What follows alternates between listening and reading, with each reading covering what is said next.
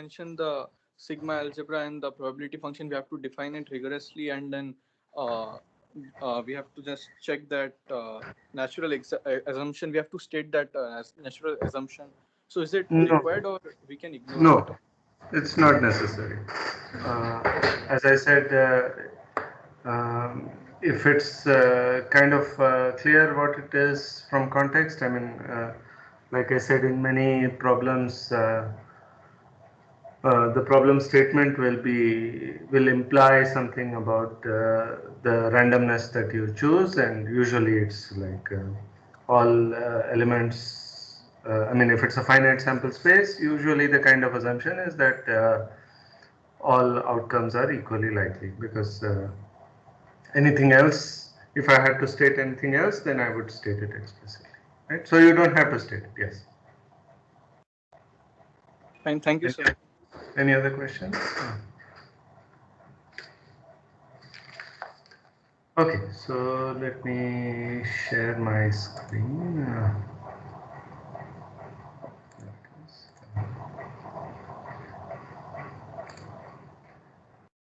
All right. So last time we talked about the birthday paradox, and I gave you some intuition for why um, the birthday paradox is not really a paradox in that sense. I mean, it's just something that messes with your intuition a little bit. But if you think about it a little more, it kind of becomes clear. Why, if you have more than 23 people, then you have very high probability for two people to have the same birthday. Okay, so now today I want to start conditional probability.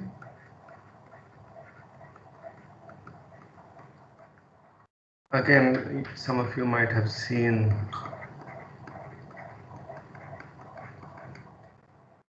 some version of this in your high school, but we will do things a little more carefully. Okay, so what is the, so this is the problem of partial information, or the issue of partial information.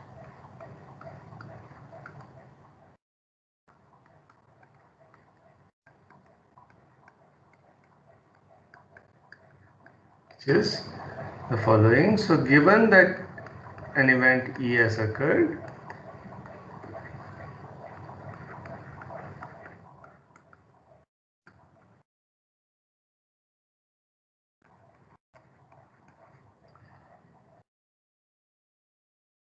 how likely is it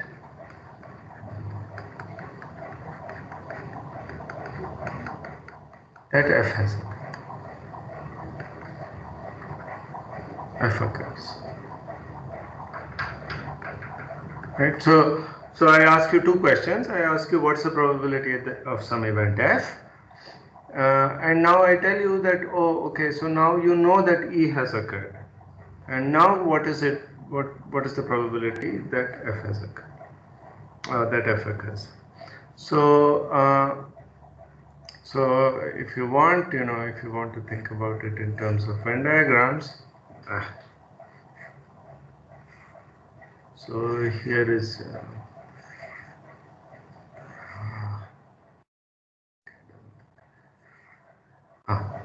So here is E, and here is some F. Okay, so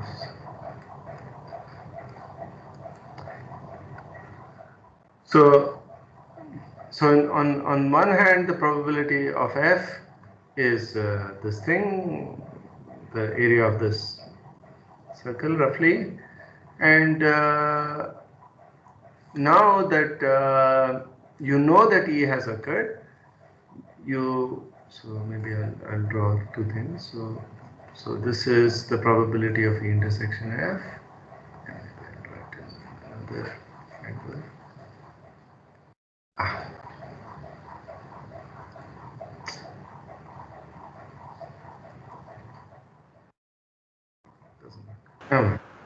So, Erase it stroke, change it to normal. sorry?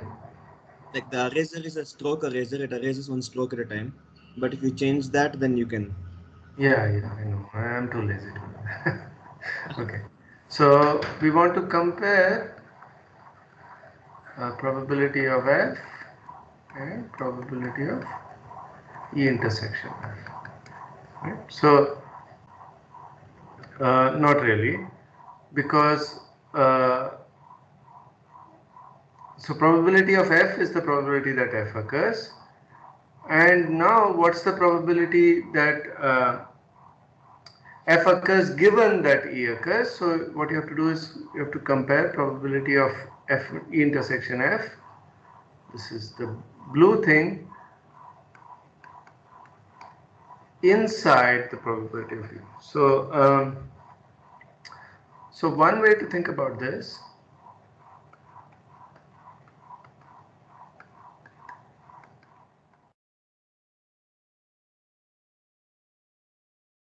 is in terms of a reduced sample space. So our original sample space was S.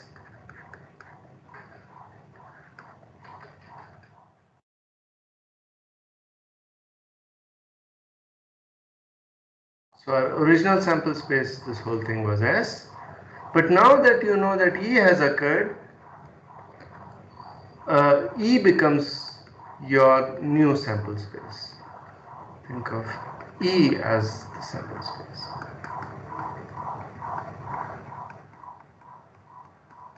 And then everything is happening inside E. You only care about things inside E. So now the probability of F, the relevant part of the probability is the blue part, not the pink part, because that's outside our reduced sample space, and we don't care about it, right? So then you want to calculate things relative to E. Okay, so let's do an example first. Uh, so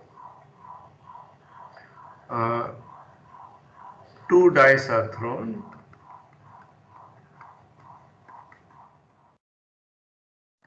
So the first question, what's the probability that the sum is 6? What is this? Again, the assumptions are implicit. So anybody wants to volunteer?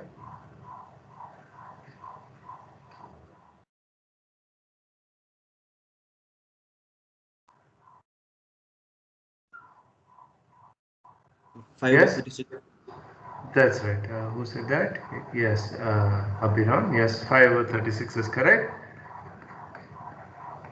Because you have your event, or let me not write E. You have the set A comma 6 minus A, and A can go between 1 and 5. Right? And each, again, two dice are thrown, you assume randomly, each is equally likely. You cannot have A to be 6, even though, because this guy is going to be greater than 1 or equal to 1. Okay? Alright. Now, here's another question.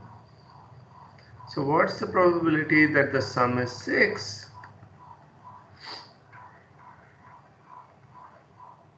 given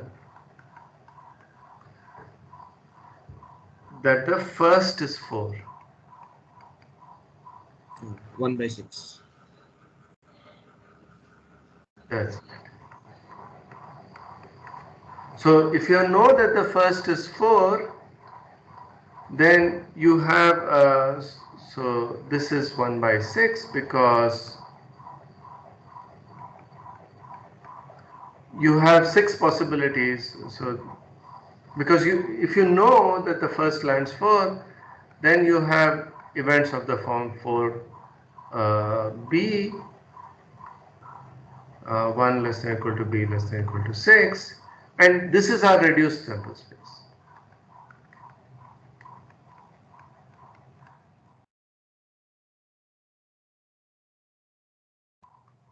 right? So then the only way you can get a sum of 6 is if B is 4 and B is 2, sorry, and that can happen with probability 1/6. Okay, now let me ask you another question. So what's the probability that the first lands 4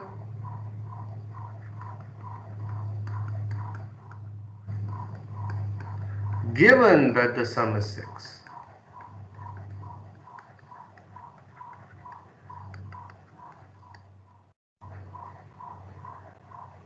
Now I'm asking you the ulta question. I know that the sum is 6. Now what's the probability that the first is 4? Yes, Ken? 1/5. 1 by 5, that's correct. Because now this is the reduced sample space.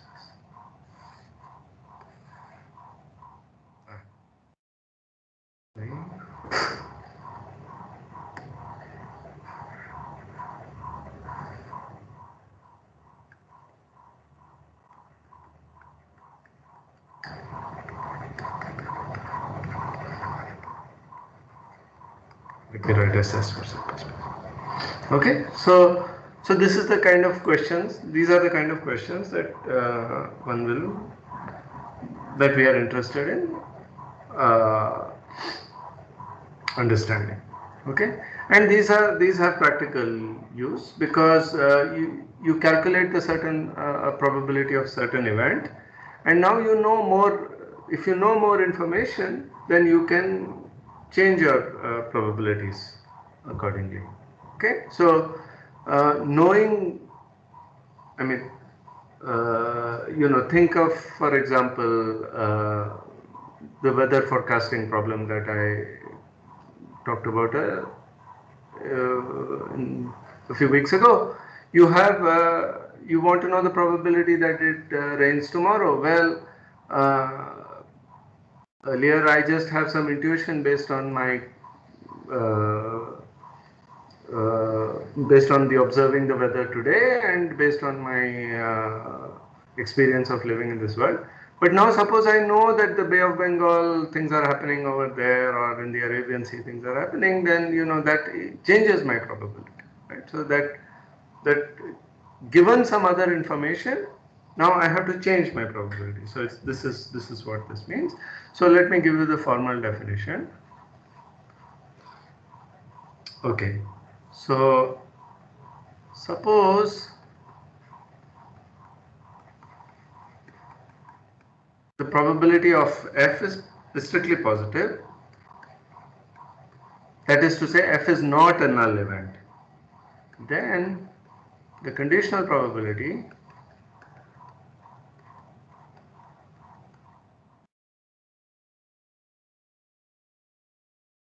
since it's a definition, I will write it in full form, but I usually write prob for probability, that E occurs given that F occurs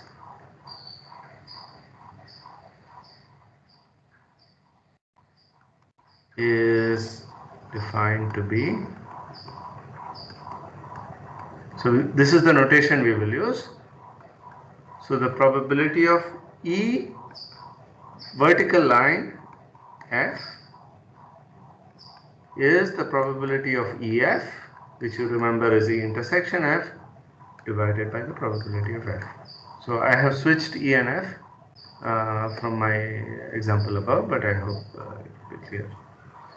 So this is to be read as the read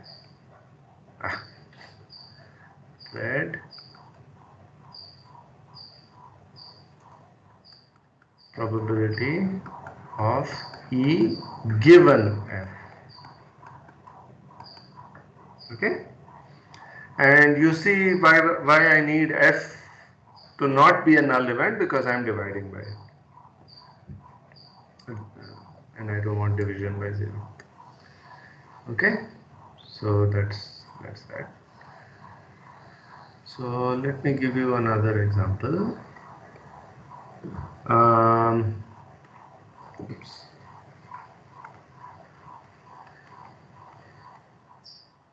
So I have not defined, I have not given any example from a deck of cards, but let me set the notation for this. So I think most of you would have played with the deck of cards, but the terminology might be might not be familiar, especially if you use your native language to describe things. So so it has 52 cards, as you know, 52 cards.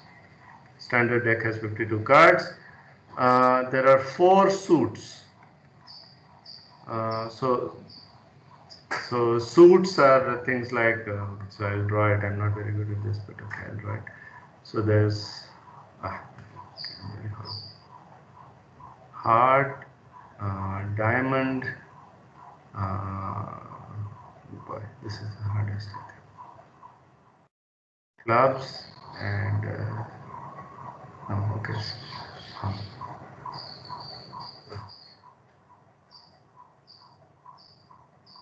Okay, spades. Okay, so these are supposed to represent the suits. So these are red and these are black. Again, you might use different terms. I mean, in Hindi, I know this is called eat sometimes. This is heart is called pan because it looks like a pan leaf, etc. So we will use the term hearts, diamonds, clubs, and sports. Okay, that's the standard. And there are 13 values or denominations. They go 1 to 10, and then not 1, 2 to 10, then jack, queen, king, and ace. And one of the peculiarities of deck of cards is that ace can be thought of as either preceding the 2, in which case it's the lowest in denomination, or higher than the king, in which case it's the highest in denomination. Okay, so this is the terminology. Okay, so here is the question. Okay, so again, question 1. You are dealt a card. What is the probability that you see a king? Let me just say K. So you are dealt a card.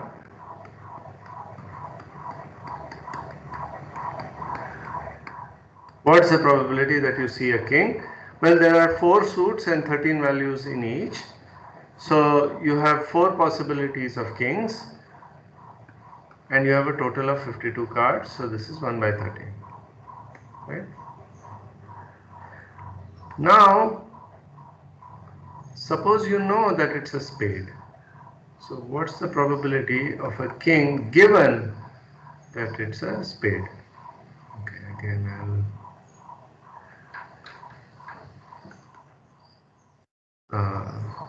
okay, so you see, so suppose I tell you that no, I know something about the card that you are dealt. I know that it's a spade.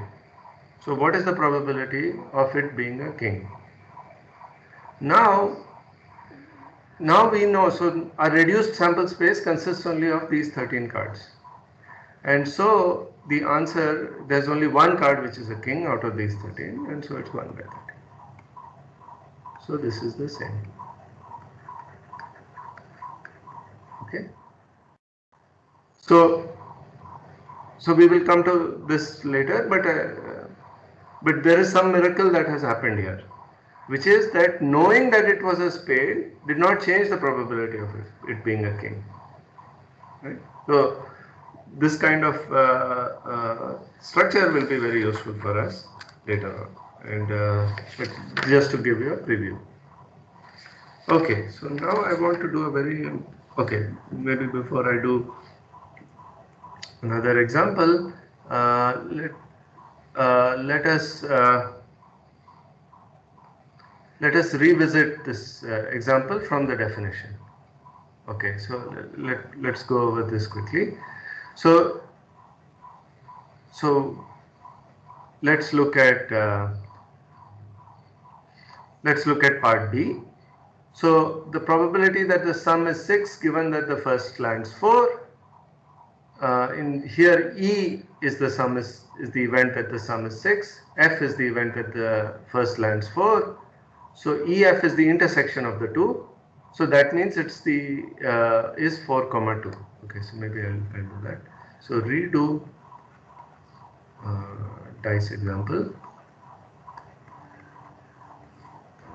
So B E is that sum is 6. F is that the first is 4. So then what is the probability of EF? This is the probability of 4 comma 2, and that is 1 by 36. Right? And what is the probability of F?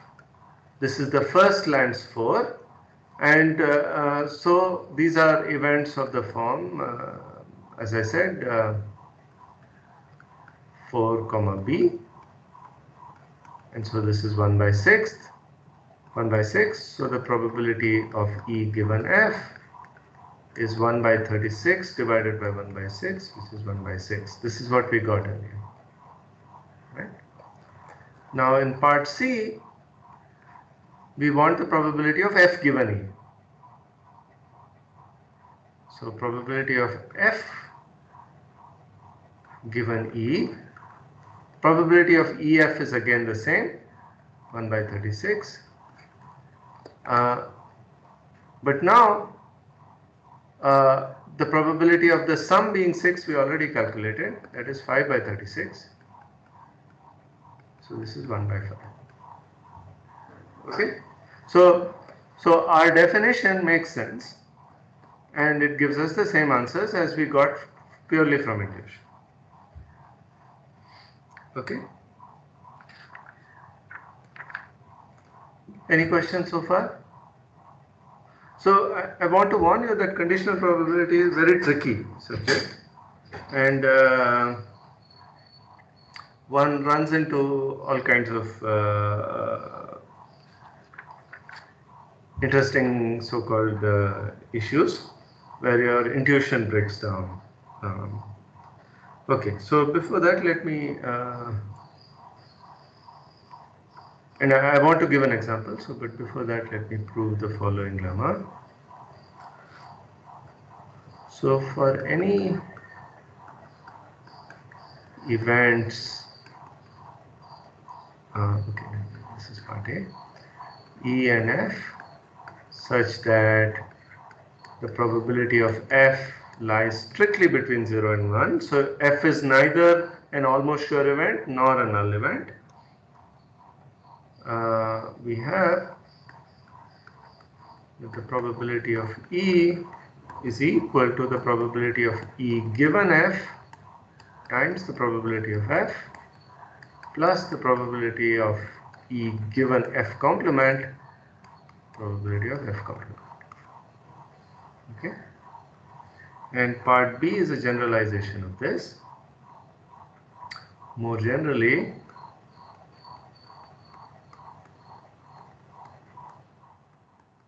if F1 up to Fn partition S,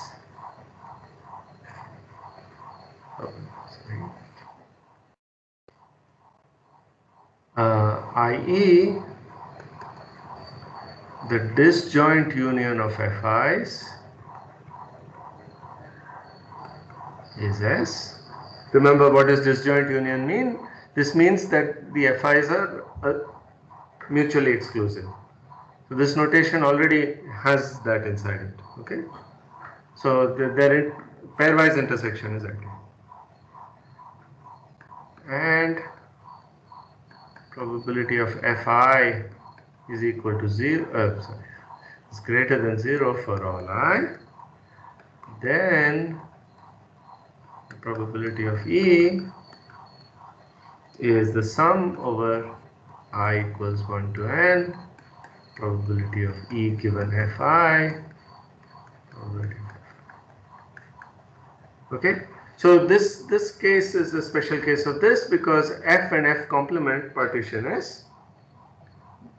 Their union is S and their intersection is empty.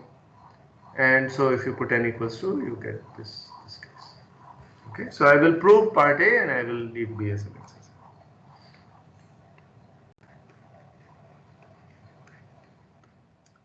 Okay, so what's the idea? So I go back to my Venn diagram. So this is S, this is E, this is F. Okay, so now if I want to calculate probability of E, I first assume that F has occurred. And then I calculate E within that, so then I get this part over here. And then I assume that F complement has occurred. Then I calculate, I get this part, the remaining part. And I sum this, that's the rough idea. So the way one does this using our axioms is you write E as E intersection F disjoint union E intersection F complement. Right? These are these two shaded regions. This is a disjoint union. So by the axioms of probability, the probability of E is the sum of these probabilities. Probability of E intersection F plus the probability of E intersection F complement. Okay? Maybe I should have written EF, but it's the same thing. Okay. But now yes. Do we need to prove that EF and EF complement are disjoint?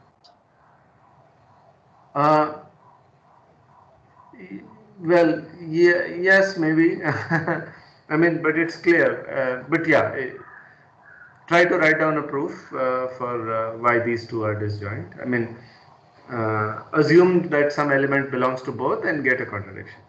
That's one. Yes, but it's a fairly straightforward. That's good. Now, okay, so by definition, probability of E intersection F is the probability of E given F times the probability of F, right? Because you go back to the definition. So I multiply by probability of on both sides, so I get the probability of E intersection F as the product of these two, and similarly for E intersection F complement, and P of E intersection F complement is the probability of E given F complement times probability of F complement. Okay, so then you sum this and you get, so add both. Okay, so that gives you the first result, and B I'll leave as an exercise. B exercise, repeat this way. Redo this proof idea. Okay, so that completes the proof of this lemma. So this is actually, it seems innocuous, but it's actually extremely powerful, because what it says is that suppose I want to calculate the probability of some event E, that itself might be hard. But if I choose a good F,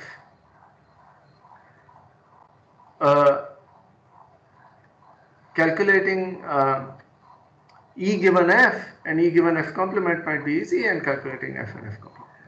And we'll see examples. Okay. Right. So, so now let me mess with your intuition a little. So let me give you first an example, which is a famous, one of the most controversial examples in probability. This is called the Monty Hall problem. and this was actually posed in a game show. Okay, so here is the problem. So choose. So a contestant is brought. It's a game show. So there are contestants. There's a host. Okay, and he's given some task to do. So choose one of three doors. So there are three doors presented to the contestant. Uh, two of them. So two of them contain goats, really, and one contains a cow.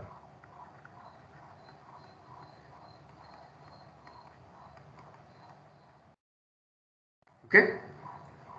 So let's label the doors A, B, C. So this is A, this is B, this is C. Okay. Now the contestant, this stick man comes or woman comes and chooses one of the three. Okay. I mean, of course, unless let's assume that the guy is not a goat farmer or something. So this person really wants a car. Now, what's the issue? So the contestant chooses something. Let's say chooses B. Okay. After having chosen, it's not opened yet. Okay. So let's say the contestant chooses B. One other door containing meaning behind which is a door is a goat, containing a goat is opened and shown to him. So let's say he chose B, and let's say A was shown to have a goat. Now the question is, should you, now you are, yes, okay, and you are given a choice, or the contestant is given a choice to switch.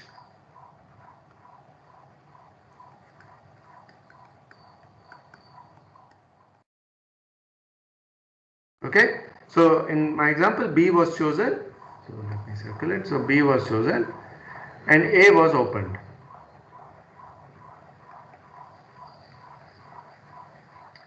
Now you are given a choice. Do you want to stay with B or do you want to move to C? You obviously won't choose A because it has a goal. Okay. Now the question is, should you switch?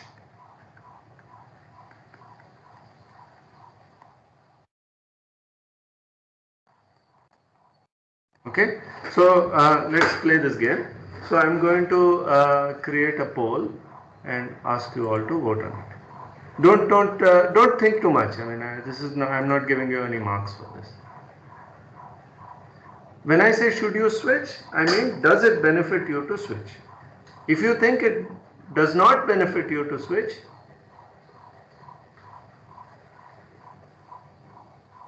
I don't give you maybe as an option. Oh God, how do I delete this? Yeah. Okay, you have to select yes or no, and you just please everybody vote. We'll discuss the answers in a second. Okay, so I have added this poll. So please just vote. I mean, I don't particularly care if you voted one way or the other. I just want to see what you think. So if the question is not clear, please ask. So if you think it does not benefit you to switch, in other words, if you think it's equally likely, if it's equally good to switch or not, then vote no. I am asking you if it benefits you to switch. Okay, so how many people are there? There are 81 people. So at least half of you have voted. Maybe let's wait till 60 people have voted. So you can see how the voting is progressing.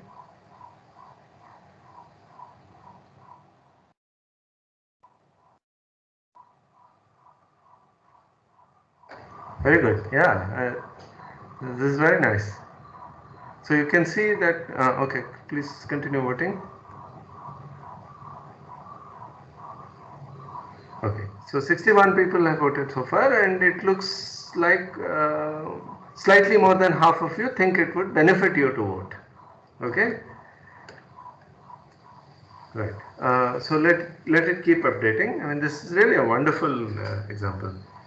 So because it really messes with your intuition. I mean, you can see. I mean, there is only one correct answer, but you know, 40 more than 40% of you think it would not benefit you to vote.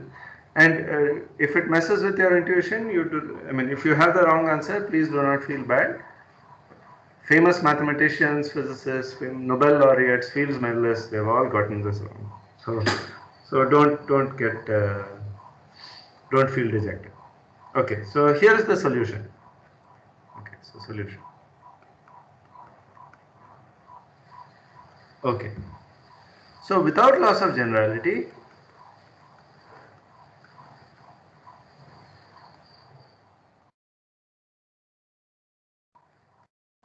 assume there is a car behind A.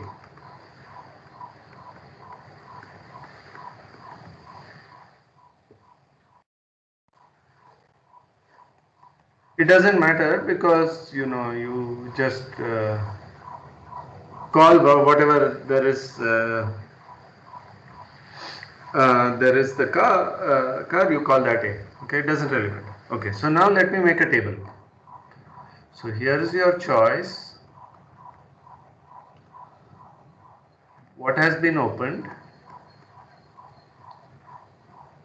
and what did you get by switching? So where did you switch and result?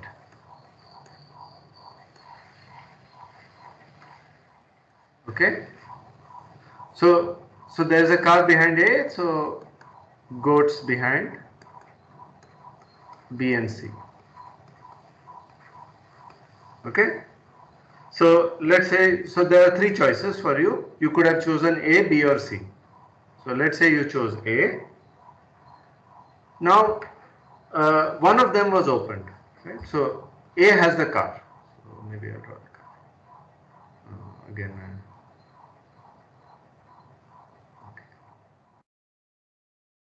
Okay, whatever. So A has the car and I won't even bother drawing a goat because I'll get it horribly wrong. Okay. So now A has the car, so you chose A and now you were shown something. So you were shown, let's say, B. So B was opened and now you chose to switch. Okay. So I'm doing the analysis of switching. Okay, so you switched to C and the result was a goat. Right. So this was not a good option. You should not have switched. Now let's see what happens if you chose B.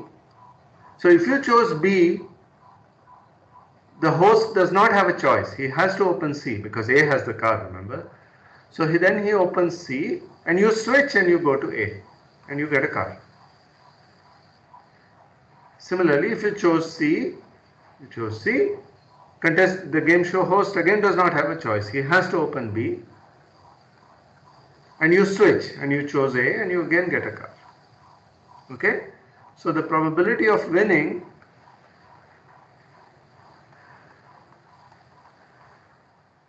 is 2/3,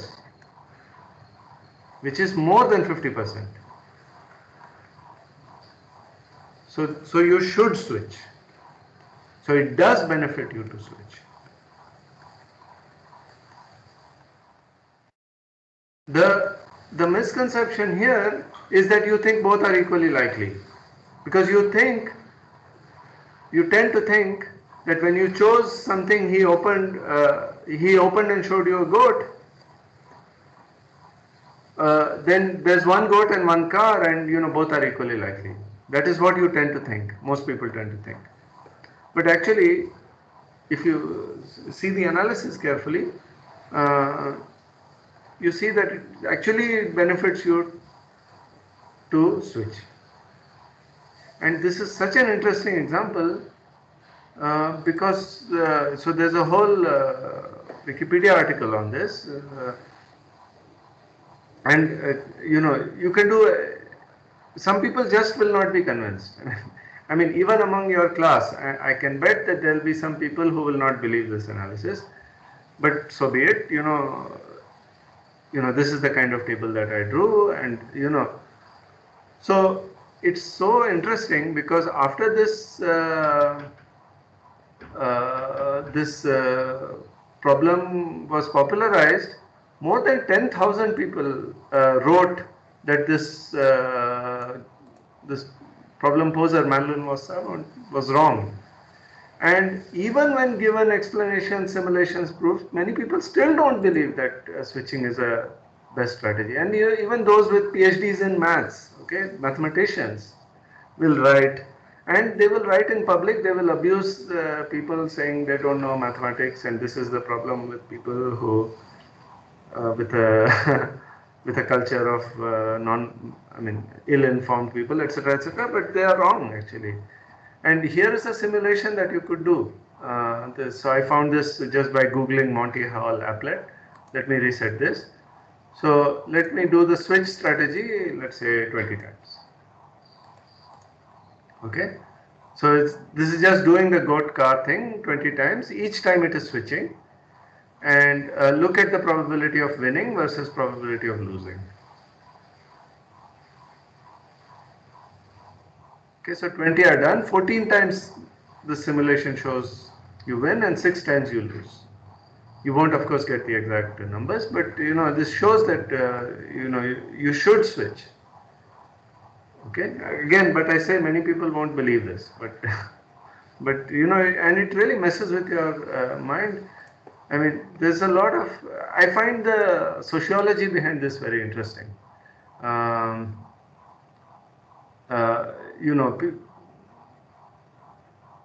So go through this. You'll see all kinds of criticisms of this solution, and many people will, will just not believe it. I mean, it's just very, I find it very sociological marvel. Okay. Are there any questions about this? Okay. So let me give you another example which might mess with your intuition. So let's say a family has 2 kids.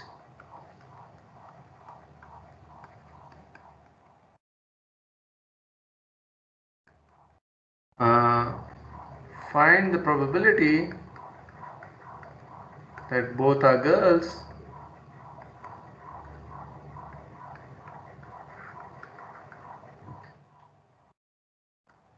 given that at least one is a girl.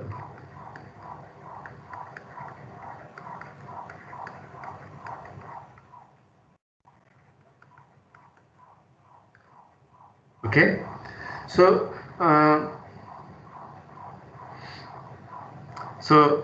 what is the sample space? So family has 2 kids, so there are 4 possibilities. Both can be boys. The first can be a boy, second can be a girl, or the other way around, or both can be girls. Right? So what is my event? What is the event that I want to focus on? I want to find the probability of. So the probability that both are girls means I am looking at the singleton event GG. And what is my conditioning event? So someone can answer? What are the elements of my conditioning? BG, Yes? GB and GGs. Correct. So everything except BB, because at least one is a girl. So BG, GB and GG. And assuming again equally likely things. So probability. So what do we want to calculate? We want to calculate the probability of E given F. So this is the probability of EF divided by the probability of F. But what is the probability of EF? Probability that both are girls and at least one is a girl. This is the intersection of these two. But if both are girls, at least one is already a girl. So this is the probability of E by F, by probability of F. Right? And because we assume all outcomes are equally likely, the probability of any event is just the cardinality of that event. So I get 1 by 4 for E by probability of E, and probability of F is 3 by 4. So this is 1/3. So why did we take BG and GB in the sample space S? Because they occur one after the other. So they are distinct. I mean, you could. I mean, yeah, but I'm not. I shouldn't be too facetious. That is a valid question. I mean, and this does cause confusion. So I I claim that it is more natural to think of BG and GP as distinct events because uh, they are distinct in practice, right? So elder boy and younger girl is distinct from elder girl and younger boy. But you could say that there are two boys, and I mean I don't really care about the order, but in this instance I claim that they are distinct. But So, but it the is answer will change. We just consider just the types, and if we that's consider right. like younger and elder thing. That's right. That's right. No, that's absolutely correct. And if I had taken my sample space to be BB, BG, and GG, then my answer would of course change. That's correct. So then I think I would have gotten 1/3 by 2/3, so I would have gotten half. But in when it comes to homework problems, I will uh, try to make this unambiguous. And if some ambiguity remains, then I will give credit for both kinds of answers. Okay, so don't worry on that front. But do try to think about which is the more reasonable outcome. So for example, suppose there is a you might distinguish between my throwing two dice or throwing a die twice. So in the latter case, I am throwing a die twice, so I have two distinct outcomes, one the first and one the second. Whereas if I throw two dice, then and assuming that two dice are indistinguishable, which is a natural assumption, then I mean, then 2, 3, for example, if one lands 2 and one lands 3, then you think of that as the same as one landing 3 and one landing 2. Whereas if I throw a die twice, then 3, 2 is distinct from 2, 3. 3 landed first and 2 landed second versus the other way around. Okay? And if I recall correctly, all the examples we have done, we have taken the sample space of these dice throwing event as 36. So that Yes. means we are considering like we have distinguished the dice, like one is the first dice and the second is the second dice. Or we can Correct. say we are throwing we are throwing one dice twice. One die twice. Yes, exactly. Yes. But in questions, when in homework problems, I will try to be precise. So also, I think there was an example in Sheldon Ross's book that a man goes to a party and he can bring his younger son, and so there Yes. was this distinction between elder son and younger son. So Yes. that Right. was also So similar to this. exactly. So then it is clear. Then I will, in such question, that's a good example. Thank you. So in such a question, I will not give you credit for assuming. I mean, then you have to really assume like this, not the way, not the other way. Right. Okay. So let me do one last example, which will apply this. This is a good application of this lemma. Okay. So this is again an earn problem. Um, right. So an urn contains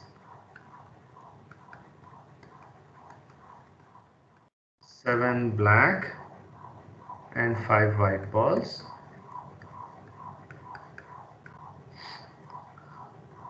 Draw 2 balls without replacement. That means you don't put them back. You don't replace them without replacement. Find the probability that both are black.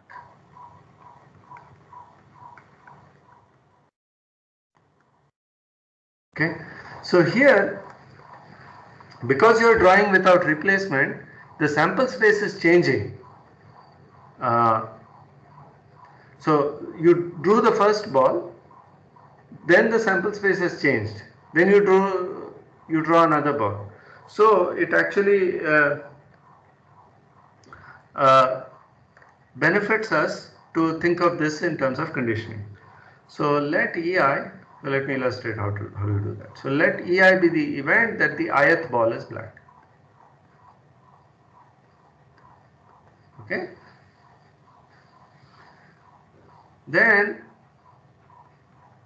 what we want is the probability of E1, E2. Right? But this is, now I can think of this in terms of conditioning. So let's go back here. So the probability of an intersection I can write as the probability of one condition with respect to the other times the probability of the other. But here I claim that it makes more sense to write this as probability of E1 times probability of E2 given E1, because E1 occurs first, right? You pick the first ball first by definition and then you pick the second ball, and what the statistics are, what the sample space is for the second experiment depends on the outcome of the first experiment. I mean, I could have written it the other way around, because this part is symmetric in E1, E2, right? So I could have, this is true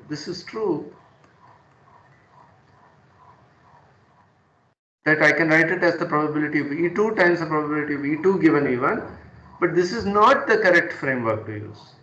So this is true but not useful. In fact, if you do it this way, you will get the right answer, but in a more complicated way. Okay, so we should think in the more logical or reasonable way. I mean, you are doing E1 first and then you are doing E2. So what is the probability of E1? You have 7 black balls among a total of 12 balls. So this is 7 by 12, right? Now what is probability of E2 given E1? Someone wants to answer? 6 by 11. 6 by 11, correct. Because the number of balls has gone down, one ball has been taken out, but what remains are 6 black balls, because one black ball has also gone out. If E1 had not occurred, then you would have taken 7 by 11. Right? So this is how this goes. So the probability of E1, E2, I write it here itself,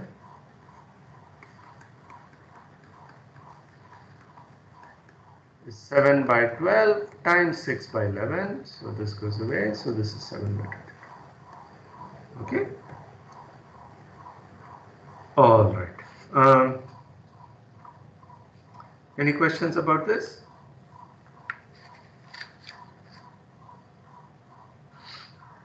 Okay. So now in the last 5 minutes or so, let me motivate why this formula is useful. So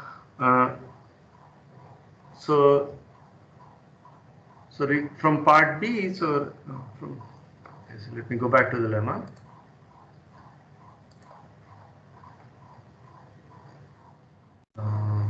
It is. So from part B, you can calculate the probability of E is given you have these FIs which partition S and you know the conditioned probabilities, right? So knowing FIs, so recall part B of the lemma. Okay. So knowing FIs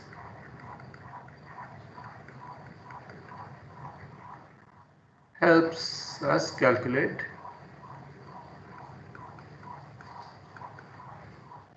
probability of E.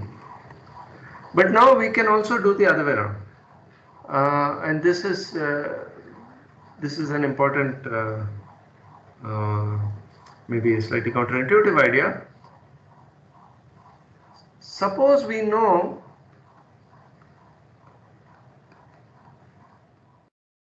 that E has occurred.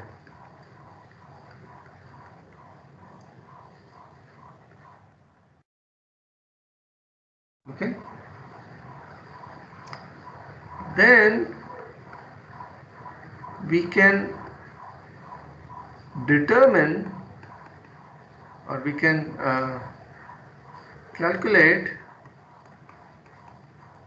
also the probability of one of the Fi having occurred.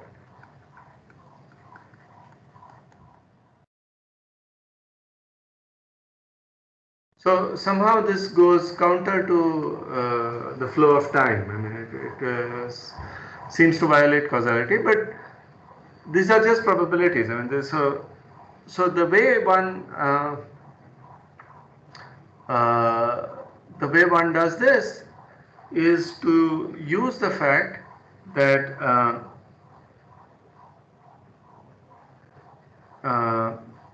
so how should I say this? So the probability of EFI, let's say, is the probability of E given Fi times probability of Fi. But as I said, this is symmetric, so this is also the probability of Fi given E times the probability of E. Right? So this is the more natural way of thinking about it, which is that FIs,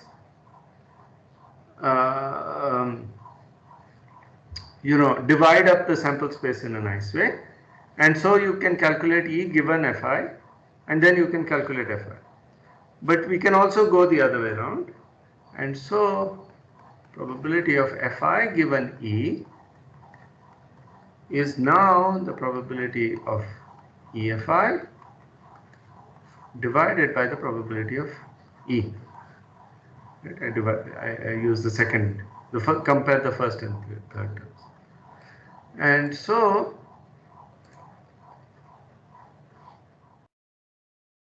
using our formula, using part B of lemma,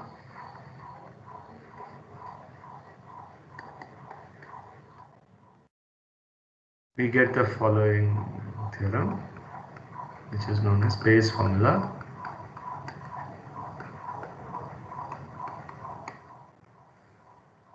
It says that the probability of Fi given E is the probability of EFI, which now I can write using this equality as E given Fi times the probability of Fi divided by the sum j equals 1 to n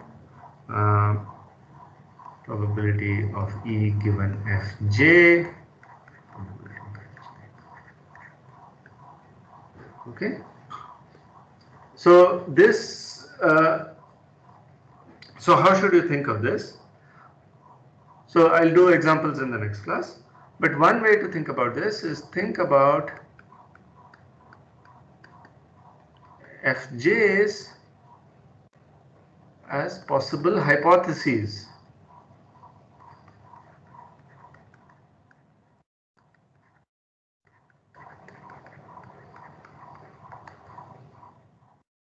about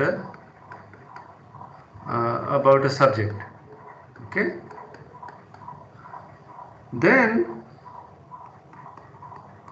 Bayes' formula tells us how to update or modify our hypotheses based on the evidence. So now you know that E has occurred. So how should you update or modify your earlier hypothesis? Okay, I mean, for example, if you this kind of thing occurs in law. If you have a crime and certain evidence has shown up, how do you update the probability that a certain suspect is guilty? So I will do an example like that in the next class. Okay, I've run out of time. So unless there are any questions, I will stop. So, but how do we know in which direction to proceed? This would just give the probabilities of our hypothesis being correct or wrong. No, these are not correct or wrong. I mean, this is in terms of hypothesis, meaning you think that, okay, there's a 50% chance that somebody is guilty, and now some new evidence has shown up. How do you update the probability that this guy is guilty? Does it become more likely, less likely? I will do examples. Don't worry. Okay, sir. So it will give only the likeliness of the event, but not which direction to proceed, right? That's right. Yeah, it will. This will Yes. change your subjective belief. Yeah, exactly. Okay, so Okay, sir. Thank you, sir. yeah, so maybe let me stop recording unless there are any questions. Okay.